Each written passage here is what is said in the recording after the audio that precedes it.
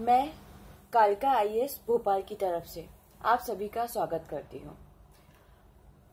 आज से हम जीएस के टॉपिक और डिफरेंट टॉपिक जो व्यापम के एग्जाम्स, आईएएस के एग्जाम्स, पीएससी के एग्जाम, इन सब में इम्पोर्टेंट है, उसके टॉपिक को कवर करेंगे और उसे अच्छे से समझेंगे।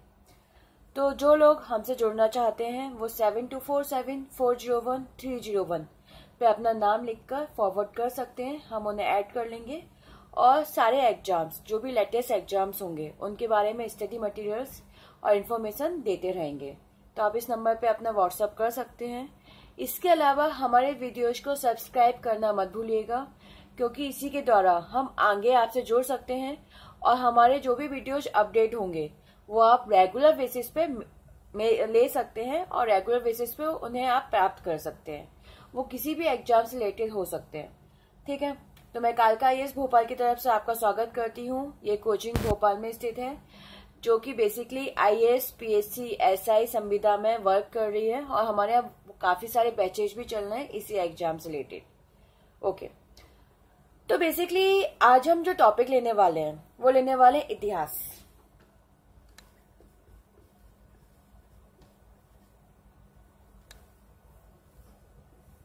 इतिहास हम जो सबसे पहले टॉपिक उठाने वाले हैं वो इतिहास का ही उठाने वाले हैं।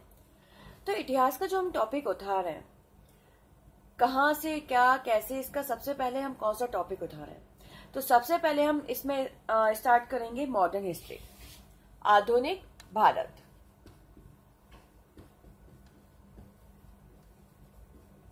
और आधुनिक भारत का सबसे फर्स्ट टॉपिक है यूरोपियन का आगमन। सबसे फर्स्ट। ओके, तो आपको मैं बताना चाहूंगी कि सबसे पहले जो यूरोपियन आए थे वो कौन आए थे? पुर्तगालीज। तो क्या ऐसी कौन सी वजह हो गई थी जो पुर्तगालियों को भारत आना पड़ गया? इससे पहले हमने किसी यूरोपियन के बारे में क्यों नहीं पढ़ा? क्योंकि अगर आपको पता हो, जो हमारा इतिहास है वो 3 भागों में है। पहला एंशिएंट पोर्शन, प्राचीन इतिहास, जिसमें पुराने प्राचीन के बारे में बताया हुआ है, जैसे हड़प्पा वगैरह, राजपूत राज्य, सभी कुछ प्राचीन भारत में आता है। देन हमारा मध्यकालीन, जो मुसलमान युग से शुरू हो जाता है, मुगल युग से शुरू हो जाता है, तुर्की जो भी इस्लाम धर्म था उससे शुरू हो जाता है। देन आधुनिक, जो कि यूरोपियन से शुरू हो जाता है। तो यूरोपियन में सबसे पहले जो आए थे वो आए थे पुर्तगालीज। तो ये पुर्तगालीज कहाँ से, कैसे, क्यों आए थे? इनके आने की वजह क्या थी?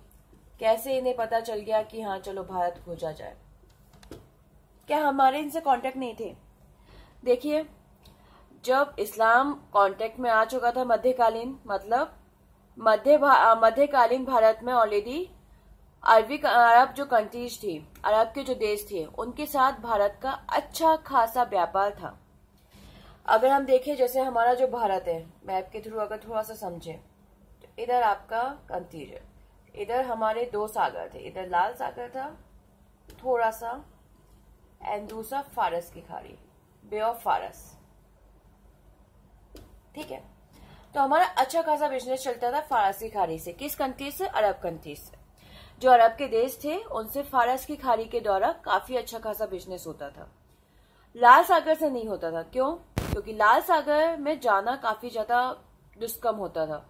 मतलब वहां इतना फॉग रहता था, समुद्री डाकू होते थे, कभी भी आक्रमण कर सकते थे।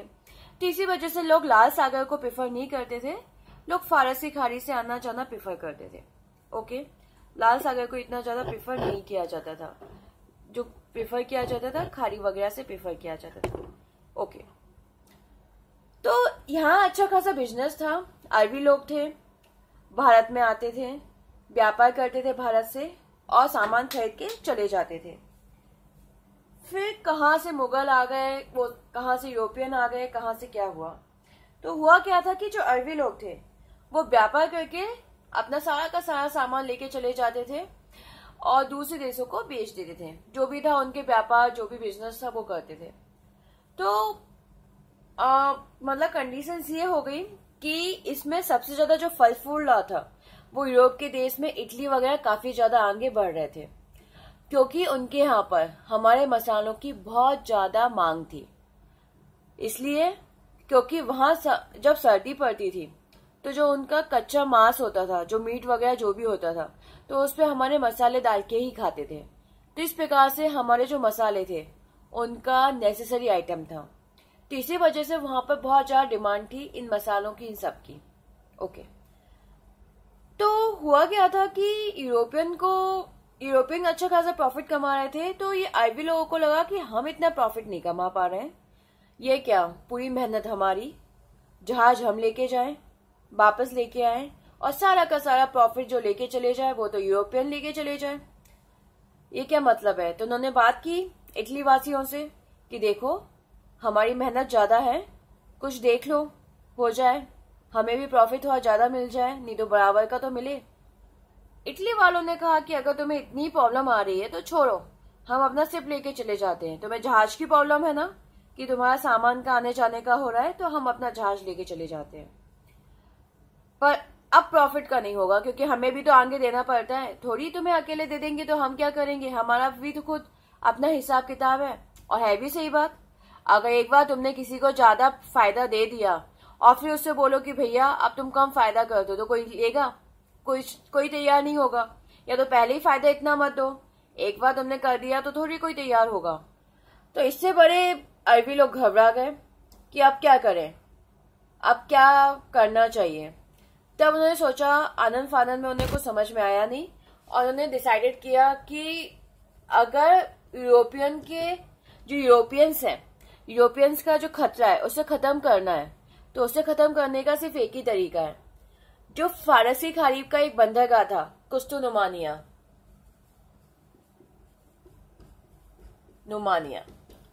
उस पर अधिकार कर लिया जाए। अगर कुस्तुनुमानिया पे अधिकार हो जाएगा तो ये खतरा हम खत्म कर सकते हैं।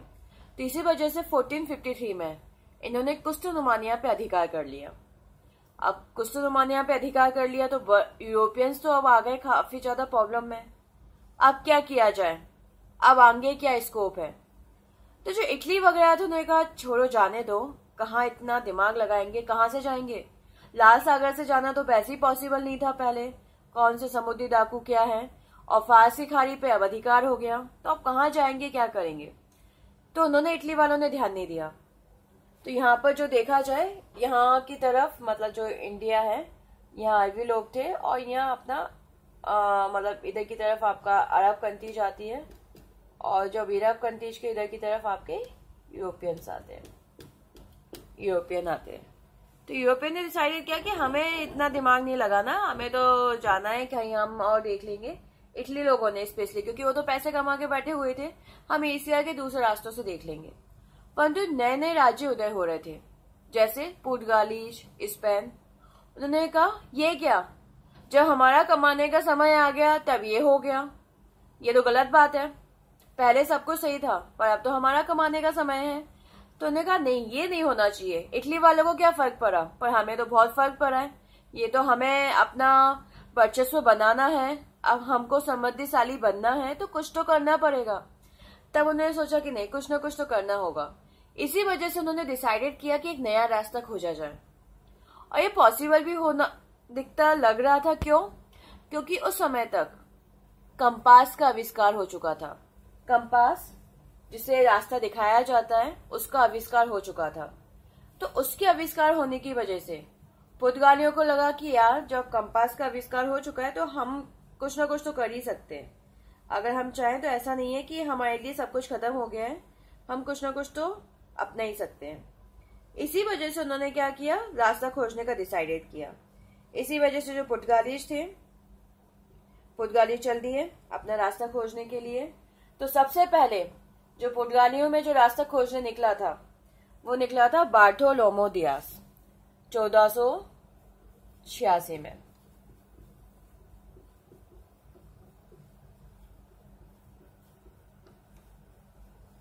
बार्थोलोमो दियास, ठीक है, 1486 में। इनके हाथ में था सिर्फ कंपास, सिर्फ ये पता था कि पूरब के देशों की तरफ जाना है, क्योंकि पूरब में मसाले बहुत ज्यादा हैं। मतलब हमें कैसे भी करके पूरब की तरफ चलेंगे तो हमें मसाले बहुत ज्यादा है, हम आराम से अपना समृद्धिशाली बन सकते हैं, अच्छा खासा बिजनेस कर सकते हैं। तो बार्थोलोमो दियास जी चल दिए 1486 में। परंतु इतना लंबा सफर अगर एक बार में मिल जाए तो फिर तो सभी लोग ना रास्ता खोज लें। सही बात है कि नहीं? और यही वजह है कि हम बार्थोलोमो दियाज के बारे में आज तक हमने ज्यादा सुना ही नहीं है। काफी लोगों ने नहीं सुना होगा बार्थोलोमो दियाज के बारे में, जो पुर्तगाली थे।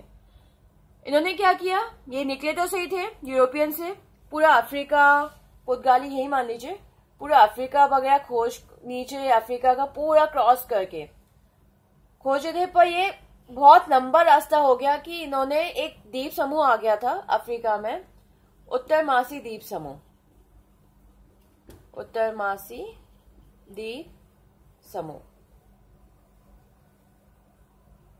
ये जो उत्तरमासी द्वीप समूह था जिसका नाम है केप ऑफ गुड होप, अभी नाम है केप ऑफ गुड होप,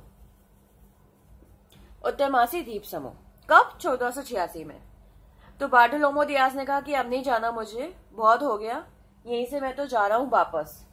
और इसने क्या किया, यहां तक का पूरे द्वीप समूह तक का जो भी पूरा रास्ता खोज करके आया था, जो पुर्तगाल और भारत के बीच में था, यहाँ के पूरा रास्ता का पूरा मैप बनाया, पूरा सब कुछ मैप वैप ड्रॉ किया और चल लिया अपने वापस कि मैं तो जा रहा हूँ, अब मुझे नहीं देखना, देख लिया जितना देखना था, इतना कर लिया, क्या काफी है?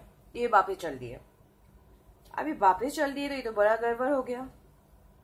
ये ऐसा अब यहाँ पर चल गए तो ऐसा तो नहीं है कि ये लोग ऐसे शांत बैठे रहेंगे पुर्तगाली। तो पुर्तगालियों ने जो डिसाइडेड किया कि अब तो और जाना चाहिए, आगे बढ़ना चाहिए। तो इन्होंने क्या किया, इन्होंने सबसे पहले जो अपने खुद के पोप थे अलेक्जेंडर चतुर्थ, उनसे अनुमति मांगी आगे यात्रा करने की। पुर्तगालियों ने एक आज्ञा पत्र लिया पोप अलेक्जेंडर चतुर्थ से और उनसे जो आज्ञा पत्र था, उन आज्ञा पत्र को लेकर ये चल दिए। तो 1492 में जो खोज करने निकला था, इस बार पुर्तगाली नहीं निकले थे, बल्कि कौन निकला था? स्पेन से निकला था। कौन? जी हाँ, आप सभी को इसके बारे में नाम पता है, ये था कोलंबस। 1492 में, जो बेसिकली कहाँ का निवासी था? स्पेन का। इसलिए क्वेश्चन आता है ना कि कोलंबस जी खोजने चले थे भारत, खोज लिया अमेरिका। तो यही वजह है कि 1492 में कोलंबस जी चले थे भारत की खोज करने, अपने पोप से इजाजत लेके, पर खोज लिया उन्होंने अमेरिका। तो स्पेन को मिल गया अमेरिका। अब स्पेन को मिल गया अमेरिका तो स्पेन तो पहुंच गए अमेरिका, पर पुर्तगाली तो वहीं के वहीं, ना उनके हाथ में कोई नया देश ना कुछ। तो पुर्तगालियों ने कहा कि नहीं, ये तो बड़ी बुरी बात हो गई कि उन्हें अमेरिका इतना अच्छा खासा मिल गया, हमें अभी तो कुछ भी नहीं मिला, हमें तो खोजना है पूर्वी देश जहां पे इतना पैसा है। तो बस इसके बाद जो निकले 1498 में Vasco D gamma. Vasco D gamma. तो वास्को डी गामा जब निकले थे तो उनके लिए सबसे इजी वे क्या था? उत्तरमासी द्वीप समूह तक पहुंचना। क्यों? क्योंकि उत्तरमासी द्वीप समूह तक रास्ता बना हुआ था, अच्छा खासा मैप था, पूरा रास्ता था। तो वास्को डी गामा के लिए बहुत बड़ा इजी काम था उत्तरमासी द्वीप समूह तक पहुंचना। परंतु बात तो आगे ही अटक के रह गई। अब आगे क्या? उत्तरमासी से क्या? अब कहाँ जाए? ये तो हमारे पूर्वज ही काम कर गए, बार्थोलोमो दियाज। अब वास्को डी गामा कहाँ जाएंगे? परंतु इनकी किस्मत बड़ी ऊंची थी। यहाँ इन्हें मिल गया एक गुजरात का लोकल व्यापारी जो उस द्वीप समूह पर अपने व्यापार करने के लिए आया हुआ था, अब्दुल मलिक। एक गुजरात का लोकल व्यापारी था अब्दुल मलिक। तो अब्दुल मलिक ने इन्हें क्या किया? रास्ता दिखाने का काम किया। और अब्दुल मलिक की सहायता से, अब्दुल मलिक इसकी सहायता से इसकी पथ का प्रदर्शन, मतलब इसके पथ का डायरेक्शन गाइडेंस लेते हुए ये कहाँ पहुंच गए? कालीकट। तो फाइनली वास्को डी गामा जी 20 मई 1498 में पहुंच गए कालीकट। बताया जाता है कि इन्होंने 90 दिनों की यात्रा की थी कालीकट तक पहुंचने के लिए। कालीकट यहां तक पहुंचने के लिए इन्होंने 90 दिन तक की यात्रा की थी। अब इनकी किस्मत फिर से यहां पर ऊंची थी। वो क्यों? कि जब ये कालीकट पहुंचे तो वहां जितने भी अरबी व्यापारी थे उन्होंने एकदम से विद्रोह किया। ये क्या? ये कहाँ से आ गए? हमने तो रोकने के सारे अरेंजमेंट किए थे, फिर ये बीच में से कहाँ टपक पड़े, वो भी इतनी दूर से, पूरा अफ्रीका क्रॉस करके, पूरा यहाँ तक का रास्ता बना के। ये तो बहुत बड़ी बात हो गई, नया रास्ता खोज निकाला, ये क्या? तो उन्होंने बहुत ज्यादा हाइटोवा मचाई। परंतु यहाँ पर भी वास्को डी गामा की बड़ी अच्छी किस्मत कि यहाँ के जो राजा थे वो थे जमोरिन। जो यहाँ के राजा जमोरिन थे, जब इन्हें पता चला, तो क्योंकि वो हिंदू थे और थोड़ा सा यूरोपियन में तो पहले से था, यूरोपियंस पहले से ही खुश करना जानते थे, गिफ्ट वगैरह देना, तो जमोरिन को इन्होंने कन्वेंस कर लिया और जमोरिन ने इनका अच्छा खासा स्वागत भी किया। जब ये आए थे तो अच्छा खासा इन्होंने स्वागत भी किया। तो इस तरीके से बताया जाता है कि फाइनली इनका जो पहला रास्ता था वो क्लियर हो गया और फाइनली पुर्तगाली जो भारत में आए थे वो कब आए थे? 1498 में, 1498 में। होप सो आपको समझ में आया होगा यहाँ तक, कहाँ से कैसे आए थे, क्यों वजह बनी थी। क्योंकि जब तक मैंने आपको पहले भी बताया हुआ है, हमें कब, क्यों, कैसे, कहाँ तक के आंसर्स ना मिले, हमें वो कॉन्सेप्ट समझ में नहीं आता, क्योंकि हम यहाँ पर रटने नहीं बैठे हुए हैं। आपको यहाँ एग्जाम हॉल में आंसर्स देना है। अगर आपको पेपर्स अगर आपने दिया हो कभी भी, तो आपको अच्छे से पता है कि वन लाइन सिंपल फैक्ट नहीं आते हैं। क्वेश्चन को घुमा के दिया जा सकता है, क्वेश्चन को वो एनालाइज करके भी दे सकते हैं। तो अगर आपको पूरा कॉन्सेप्ट याद है, समझ में आता है, पूरा कॉन्सेप्ट अच्छे से समझा हुआ है, आंसर्स आपको पता है कब, क्यों, कैसे, क्या, तो उस केस में आप कहीं से भी कुछ भी क्वेश्चन आए, आप 2 सेकंड नहीं लगाओगे आंसर देने में। वही आपने सिंपल याद किया हुआ है, 1498 Vasco D gamma, 1498 Vasco D gamma, 1492 Columbus, 1492 Columbus. तो क्या है इसमें से आपको होता है जरा सा, उसने कोलंबस वाला नहीं पूछा तो आप तो कंफ्यूज, कहाँ कौन आया है। तो आपको सिर्फ और सिर्फ समझना है, आपको याद नहीं करना है, आपको अच्छे समझना है। उसे आप 4-5 बार रिवाइज कर लोगे, आपको ऐसे याद हो जाएगा। तो होप सो आपको समझ में आया होगा। 20 मई 1498 कालीकट जमोरिन में 90 दिन में पहुंच गए। अब इसके आगे की जो जर्नी शुरू होती है, आगे का इतिहास शुरू होता है, कैसे क्या आया था, कहां से क्या, कौन कैसे आए थे। ओके, तो बताया जाता है कि यहाँ पर इन्होंने, वास्को डी गामा ने इतना प्रॉफिट कमाया कि जब ये गए थे तो इन्हें 60 गुना ज्यादा प्रॉफिट हुआ, 60 गुना ज्यादा प्रॉफिट हुआ। इस बात से लिस्बन, जो पुर्तगालों की राजधानी थी, वहां पर तो एकदम से ऐसा लगने लगा कि वहां पर लोग बड़े खुशी से पागल हो गए कि देखो हमें क्या मिला है, पूरब का देश भारत, जहां से हम आराम से पैसे वाले बन सकते हैं। अब देखेंगे इटली वालों को, बड़ा स्टाइल दिखाते हैं, हमारे हाथ में तो देखो क्या आ गया। लिस्बन में बड़ा खुशियों का माहौल आ गया। और जो वहां का राजा था मैनुअल सेकंड,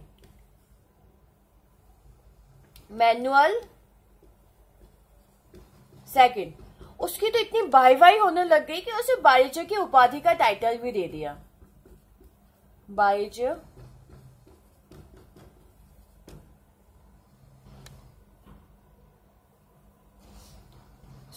का प्रधान का उपाधि भी दे दी गई, बारिजे का प्रधान,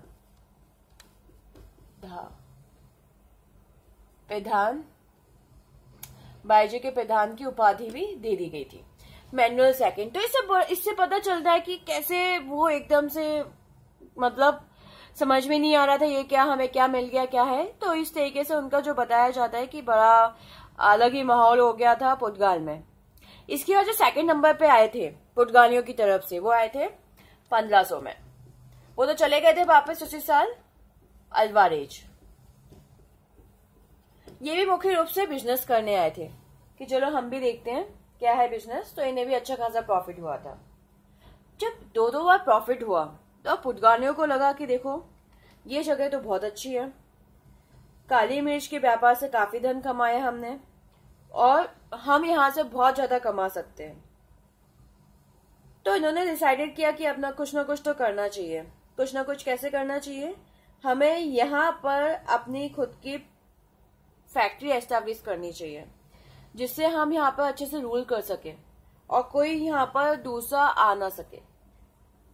इसी को डिसाइडेड करते हुए वास्को डी गामा फिर से आए, परंतु इस बार उनका उद्देश्य व्यापार करना अकेला नहीं था। इस बार तो पूरे फुल मूड में आए थे कि अब तो हमें अपने आप को एस्टैब्लिश करने ही करना है। तो 1502 में फिर से आ गए आपके वास्को डी गामा दूसरी बार।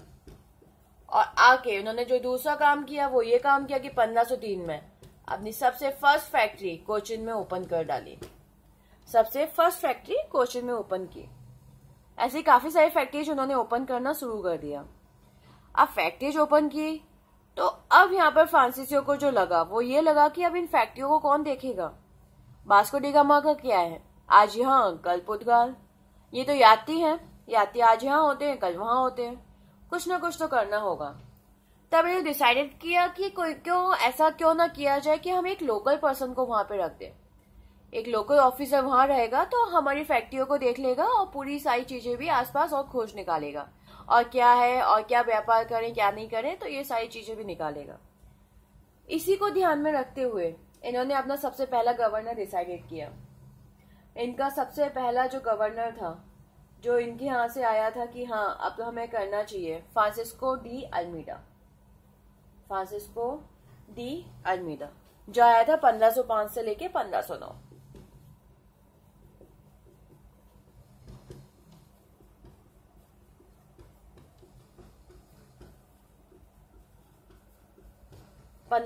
से 1509 ये जो फ्रांसिस्को डी अल्मीडा आया था, इसका जो मुख्य उद्देश्य था वो सिर्फ यही था कि यहाँ हम व्यापार करने आए हैं, हमें यहाँ व्यापार करना है, हमें कोई ज्यादा तीन तेरे में नहीं फंसना, किसी की उसमें नहीं फंसना है, हमें व्यापार करना है। इसी वजह से इसने एक पॉलिसी निकाली थी, ब्लू वाटर पॉलिसी, शांत जल की नीति, ब्लू वाटर पॉलिसी। तो इसका मुख्य उद्देश्य था सिर्फ व्यापार करना। परंतु ये बात किसको हजम नहीं हो रही थी? डेफिनेटली ये बात इसलिए हजम नहीं हो रही थी अरबी लोगों को, जो पहले से तुर्की थे, उन लोगों को ये बात बिल्कुल हजम नहीं हो रही थी कि देखो कैसे वो हमारे सामने आए, वो मतलब यूरोपियंस हमारे सामने आए, हमारा अच्छा खासा एरिया था, अच्छा खासा एरिया पे कब्जा किया, और अच्छे खासे एरिया पे कब्जा करने के बाद उन्होंने कैसे हमें ही कुचलना शुरू कर दिया। तो इन्होंने क्या किया, अरबी लोगों ने तुर्की लोगों के साथ एक ग्रुप बनाया, इसमें जमोरिन को भी ऐड किया, क्योंकि जमोरिन से इन्होंने कुछ कॉन्ट्रैक्ट किया था, हम आपको बेनिफिट देंगे, ये पैसा देंगे, वो देना स्टॉप कर दिया। तो इस बात से जमोरिन तो पहले से नाराज था और ये बात अरबियों को पता चल गई। तो अरबी लोगों ने जमोरिन ने इन्होंने आपस में एक ग्रुप बनाया, अटैक कर दिया 1508 पर। किस पर अटैक कर दिया? फ्रांसिस्को डी अल्मीडा में। अब मैंने आपको पहले ही बता दिया कि फ्रांसिस्को डी अल्मीडा तो बेचारे शांत थे। अगर उन्हें ऐसा कुछ पता होता कि ऐसा होने वाला है तो पहले से तैयारी करके बैठते। तो इसमें फ्रांसिस्को डी अल्मीडा का बड़ा नुकसान हुआ, इवन उनका खुद का बेटा एक्सपायर हो गया। इस बात से फ्रांसिस्को डी अल्मीडा आ गए कि अब मैं देखता हूँ। नेवी तो स्ट्रॉन्ग किसकी थी? यूरोपियंस की। जो इन्वेंशंस हो रहे थे यूरोप में हो रहे थे। तो नेक्स्ट ईयर 1509 में फ्रांसिस्को डी अल्मीडा पूरी शक्ति के साथ वापिस आए और उनकी जो संयुक्त सेना थी उस पर हमला कर दिया। तो इस बार संयुक्त सेना की कुछ न चली और फ्रांसिस्को डी अल्मीडा पर की जीत हासिल हुई, मतलब उनका बदला पूरा हुआ। तो इस तरीके से जो बोला जाता है कि जो वास्तविक सत्ता स्थापित हुई फ्रांसीसियों पुर्तगालियों की, वो कब स्थापित हुई? 1509 में, क्योंकि 1509 में ही उन्होंने संयुक्त सेना को हरा दिया। और यहाँ से आसपास के लोग बड़े डर गए कि अरे ये तो सिर्फ व्यापारी नहीं है नाम मात के, ये तो अच्छे खासे स्ट्रांग है, इनसे तो पंगा लो ही मत, दूर ही रहो। ठीक है, परंतु यहाँ से पुर्तगालियों को लगा कि कुछ और करना चाहिए। फ्रांसिस को इतना सूट नहीं था, ये कंडीशन नहीं होनी चाहिए, क्योंकि भले युद्ध हो, कैसा भी युद्ध हो, युद्ध में नुकसान तो होते ही है, आमने सामने दोनों वालों का नुकसान होता है, सेना का नुकसान होता है, हथियार जाते हैं। तो ये कंडीशंस नहीं होनी चाहिए। इसी वजह से उन्हें लगा कि कोई एक तेज तर्रार बंदा जाए जो न केवल हमारी शक्ति को स्थापित करे बल्कि दूसरे जो लोग हैं उनको भी उखाड़ फेंकने में हेल्प करें। इसी वजह से इसको ध्यान में रखते हुए पुर्तगालियों की तरफ से जो दूसरा बंदा गया 1509 से लेके 1515 में, अल्फांसो, आम आता अल्फांसो, सबसे बेस्ट, अल्फांसो दी अल्बुकुर्क।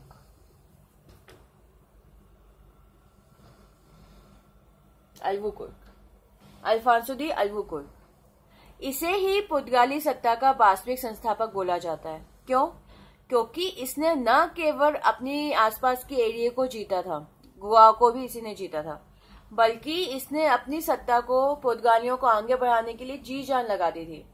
और इसी की वजह से पुर्तगाली सत्ता काफी व्यापक रूप से काफी ज्यादा फैली थी और लोगों को इस्लाम धर्म के ईसाई धर्म के बारे में भी इसी के थ्रू कांटेक्ट में आए थे और अच्छा खासा पुर्तगालियों का अच्छा खासा एरिया डेवलप कर लिया था।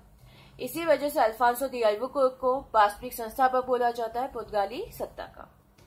एनीवे, इसके बारे में जो नेक्स्ट पोर्शन है कि कैसे अल्फांसो ने हम जो बात बोलते हैं वास्तविक सत्ता कुछ किया या ऐसे ही बोलते हैं, क्या क्या किया, क्वेश्चन तो यही आता है। मैंने आपको पहले ही बताया कि कब क्या क्यों में आंसर दो, क्या क्या किया, कैसे किया, क्यों बोलते हो वास्तविक सत्ता संस्थापक। तो ये सारी चीजें हम पढ़ेंगे नेक्स्ट वीडियो में कि कहां से कैसे आया, आगे पुर्तगालियों ने हमें क्या क्या दिया, कैसे अपने आप को बढ़ाते चले गए। फिर क्वेश्चन तो यही आता है सबसे लास्ट कि जब पुर्तगाली इतनी तेजी से आगे बढ़ रहे थे, क्योंकि एक समय ऐसा था कि अकबर तक ने पुर्तगालियों की अधीनता स्वीकार कर ली थी। जो अकबर था, मुगलों का सबसे बड़ा बादशाह था, सबने पढ़ा हुआ है अकबर के बारे में, उसने तक पुर्तगालियों की मतलब पुर्तगालियों की अधीनता स्वीकार की थी। इतनी बड़ी चीज होने के बावजूद भी कहाँ पुर्तगाली गायब हो गए, क्यों अंग्रेज आ गए, फिर इनका रूल्स क्यों नहीं हुआ कि अकबर जैसे इतना बड़ा राजा, मुगलों का इतना बड़ा राजा था, उसने तक इनकी सत्ता को स्वीकार किया था।